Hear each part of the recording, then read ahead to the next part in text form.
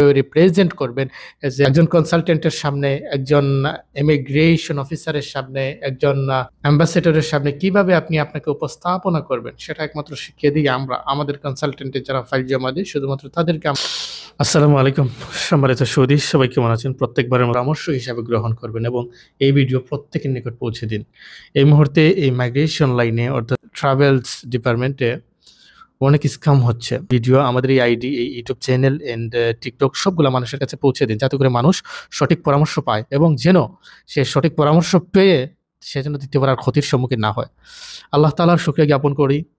আল্লাহ তাআলা আমাদেরকে সঠিক সময়ে সঠিক সিদ্ধান্ত নেওয়ার যে তৌফিক দিয়েছেন।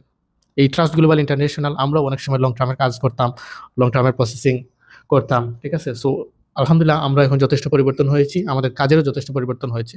আমি এজ এ কনসালটেন্ট হিসাবে আমি আপনাকে পরামর্শ দিব, আপনারা যেন সঠিক তথ্যটা গ্রহণ করেন এবং সঠিক তথ্য গ্রহণ করেই আপনি ইউরোপ যান, মিডল ইস্টে যান, বাংলাদেশ থেকে অথবা মিডল ইস্ট থেকে আবার ইউরোপের দিকে যাচ্ছেন, এটা যেন সঠিক তথ্যের ভিত্তিতে আপনি যান, অর্থাৎ বাস্তবতার ভিত্তিতে। সো প্রিয় বন্ধুগণ, আজকের বিষয়ে যেটা আমরা আলোচনা করব সেটি হচ্ছে, অবশ্যই আপনি যখন বিএফএসএ ফাইল সাবমিশন করতে যাবেন কাতার থেকে, মেক্সিকো, ইউএসএ অথবা অ্যাম্বাসি, অবশ্যই যাওয়ার আগে একটা ব্লেজার কিনে নেবেন এবং একটা হোয়াইট কালার শার্ট অথবা ব্ল্যাক কালার শার্ট পরে নেবেন, হিন করে পরবেন, ঠিক আছে? যাতে করে একটা স্মার্ট দেখা যায়। আর সবসময় লিগ্যাল এবং বৈধ পথে যাওয়ার চেষ্টা করবেন।